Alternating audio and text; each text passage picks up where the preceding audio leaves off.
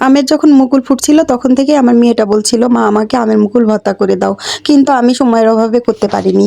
যাই হোক, তো আজকে আমার মেয়েটা ছোট্ট ছোট্ট কড়ালি কুড়ায় নিয়ে আসছে। তো এখন বলছে, মা আমাকে আজকে কিন্তু আম মাখা করে দিতেই হবে। তো এত ছোট ছোট আম আমি কিভাবে কাটবো, কিভাবে মাখাবো বুঝতেছি না। তো মাঝখানে কেটে বিচিগুলো আলাদা করে নিলাম আর খোসা সহই আমগুলো কেটে নিলাম।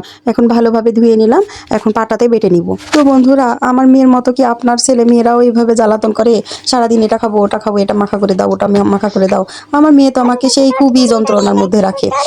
যাই হোক, আমগুলো শিলপাটাতে থেতা করলাম। ওরে বাবা, থেতরাতে যায় দেখি সেই শক্ত, মানে খোসাগুলো গলতেছে না।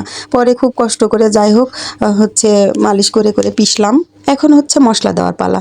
একটু লবণ দিয়ে দিলাম, একটু শুকনা গুঁড়া মরিচ দিয়ে দিলাম। তারপরে এখন একটু চিনি দিয়ে দিব। চিনি না দিলে তো, মানে খোসা সহ দিছি ওটাতে তো খুবই কষ্ট লাগবে, খাওয়া যাবে না। এই জন্য একটু চিনি দিয়ে দিছি। তারপরে একটু জিরার গুঁড়া দিয়ে দিলাম। এইবার দিয়ে দিব একটু খাঁটি সরিষার তেল। খাঁটি সরিষার তেল দিয়ে তারপরে খুব ভালোভাবে সুন্দর করে এটা মাখাতে হবে। মাখানোর পরে এটা খাওয়ার উপযুক্ত হয়ে যাবে। বুঝেন বন্ধুরা, তাহলে কতটা টেস্ট হবে বলেন তো। এটা আপনারা খাবেন মাখিয়ে, যারা যারা হচ্ছে এই চৈত্র মাসের করালি খাননি তারা তারা এভাবে মাখিয়ে খাবেন। খুবই টেস্ট। আমার মেয়েও খাইছে, বলছে মা খুব টেস্ট লাগছে। আমাকেও খুব ভালো লাগছে। ধন্যবাদ।